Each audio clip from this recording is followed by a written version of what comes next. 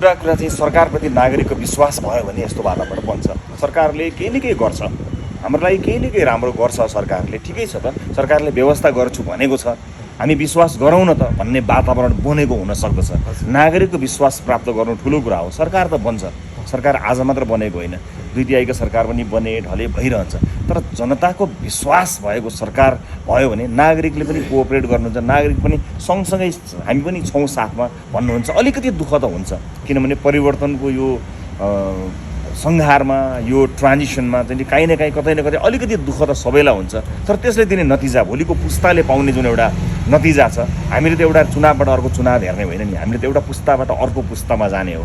अब आउने पुस्ताले हामीले भोगेको जस्तो पीडा समस्याहरू भोग्न नपरोस् भन्नको लागि काम गर्दा तपाईँ हाम्रो पुस्ताले थोरै समस्याको सामना गर्नुपर्छ, तर यसलाई नियमित प्रक्रिया हो भनेर मानिदियो भने भोलिका लागि, भविष्यका लागि राम्रो हुन्छ। जस्तो मेरो अर्को एउटा